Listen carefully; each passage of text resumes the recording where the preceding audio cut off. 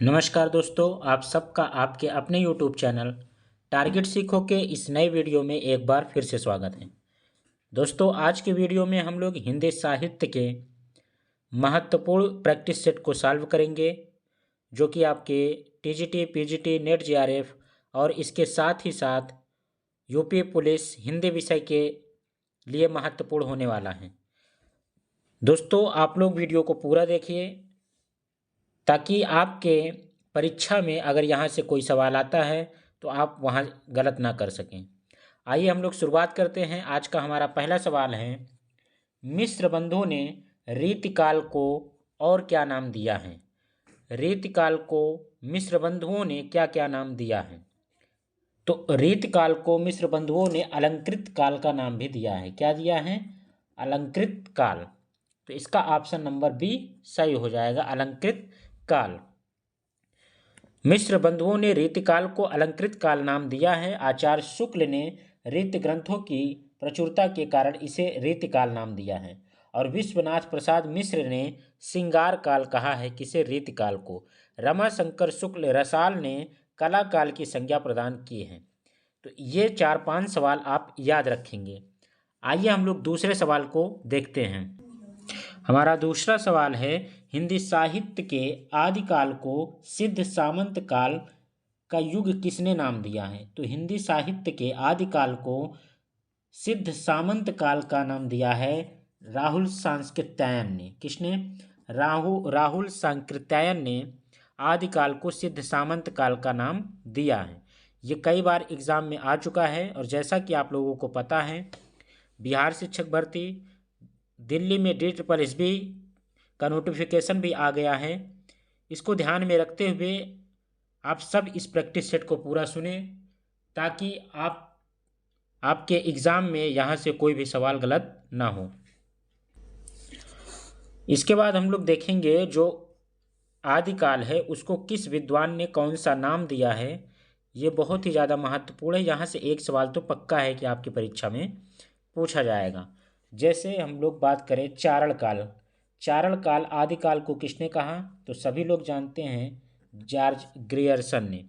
George Grierson ने आदिकाल को चारण काल का नाम दिया है। बीज वपन काल किसने कहा है? तो बीज वपन काल कहा है महावीर प्रसाद द्विवेदी ने। महावीर प्रसाद द्विवेदी और हजारी प्रसाद द्विवेदी का नाम आप याद रखेंगे।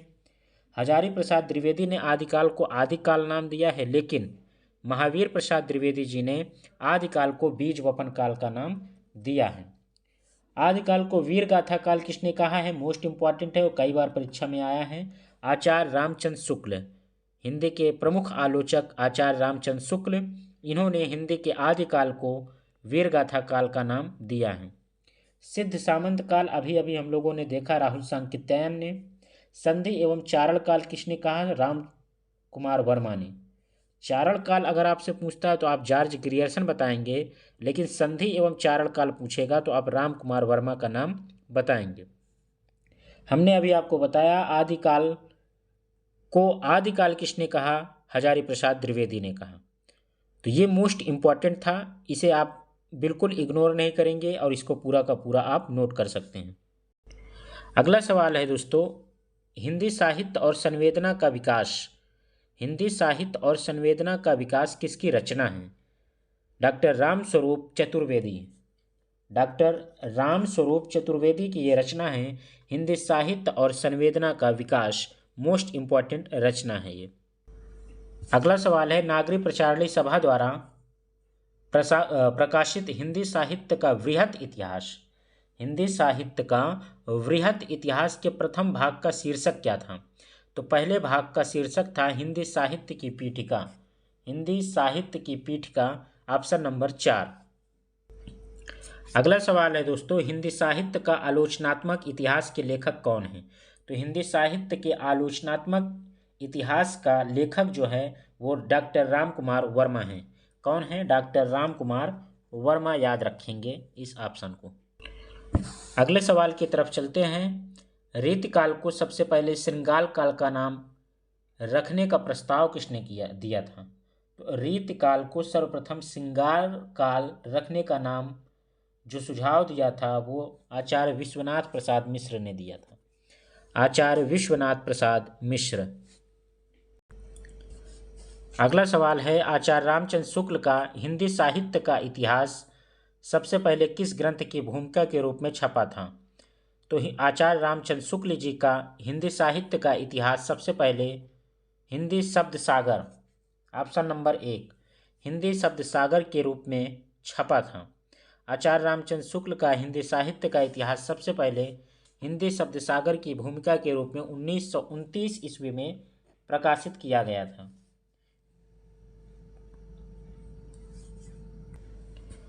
अगला सवाल है, हिंदी साहित्य के उत्तर मध्यकाल को कला काल का नाम देने वाले विद्वान कौन थे? तो कला काल किसने कहा है? रमाशंकर शुक्ल रसाल ने कहा है कला काल, ऑप्शन नंबर बी। इसके बाद अगला सवाल है, the modern vernacular literature of Hindustan के लेखक कौन थे? ये सब तो मोस्ट इम्पॉर्टेंट और बहुत ही आसान सवाल है। The modern vernacular literature of Hindustan के लेखक जॉर्ज ग्रियर्सन हैं, ऑप्शन नंबर 1। अगला सवाल है, भारतीय साहित्य की भूमिका के लेखक कौन हैं? तो Ramvilas Sharma, option number C इसका जवाब हो जाएगा। आचार्य रामचंद्र शुक्ल के अनुसार आदिकाल का समय क्या है? आपके EMRS एग्ज़ाम हिंदी TGT में आ चुका है ये सवाल, मोस्ट इम्पॉर्टेंट है। तो इसे आप बताएंगे 1050 से 1375 ईस्वी, ऑप्शन नंबर सी। अगला सवाल है, निम्नलिखित में से कौन सी पुस्तक आचार्य हजारी प्रसाद द्विवेदी की नहीं है?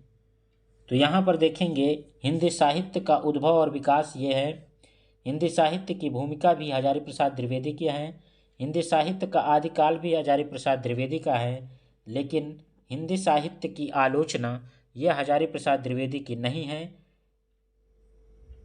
ऑप्शन नंबर बी आपका आंसर हो जाएगा।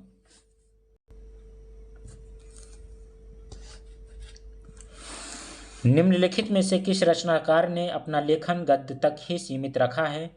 मुंशी प्रेमचंद, जिन्होंने केवल गद्य लिखा है, बस हो गया, काव्य इन्होंने नहीं लिखा। अपभ्रंश को पुरानी हिंदी सर्वप्रथम किसने कहा? अपभ्रंश को सबसे पहले पुरानी हिंदी कहा है चंद्रधर शर्मा गुलेरी ने। किसने कहा है? Chandradhar Sharma Guleri, option number B.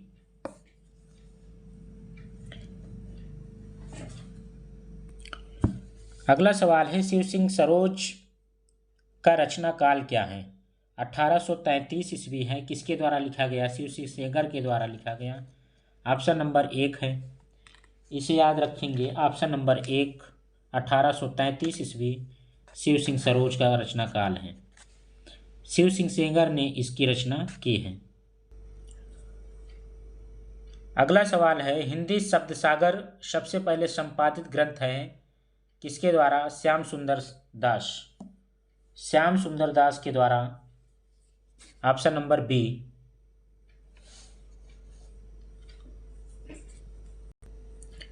Hindi साहित्य का दूसरा इतिहास ग्रंथ के लेखक कौन हैं? बच्चन सिंह। हिंदी साहित्य का दूसरा इतिहास मोस्ट इंपॉर्टेंट है, डॉक्टर बच्चन सिंह के द्वारा। नामवर सिंह ने क्या लिखा है? आधुनिक हिंदी साहित्य की प्रवृत्तियां, नामवर सिंह। सुमन राजे, हिंदी साहित्य का आधा इतिहास, इंपॉर्टेंट है। बच्चन सिंह का हिंदी साहित्य का आधुनिक हिंदी साहित्य का इतिहास। ये तीनों भी आप याद रखेंगे। हिंदी साहित्य का आधा इतिहास निम्नलिखित में से किसके द्वारा लिखा गया? तो अभी अभी आपने देखा, डॉक्टर सुमन राजे के द्वारा।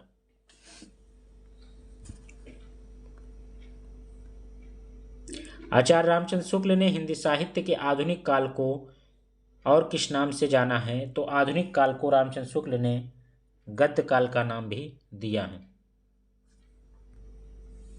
आचार्य रामचंद्र शुक्ल ने हिंदी साहित्य का इतिहास के आधुनिक गद्य साहित्य परंपरा का प्रवर्तन के अंतर्गत प्रथम उत्थान की काल अवधि क्या बताई है? तो 1925 से विक्रमी संवत 1950 ईस्वी।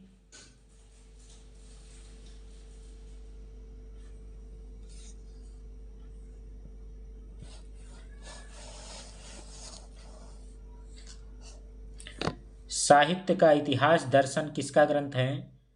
तो आप सभी जानते हैं, नलिन विलोचन शर्मा।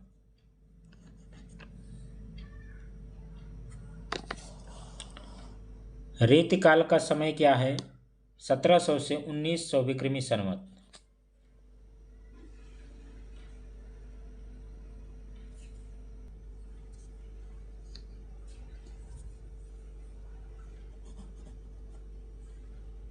आदिकाल को प्रारंभिक काल नाम दिया मिस्र बंधुओं ने। आदिकाल को प्रारंभिक काल का नाम मिस्र बंधुओं ने दिया। बीज वपन काल किसने कहा है? अभी अभी बताया गया महावीर प्रसाद द्विवेदी।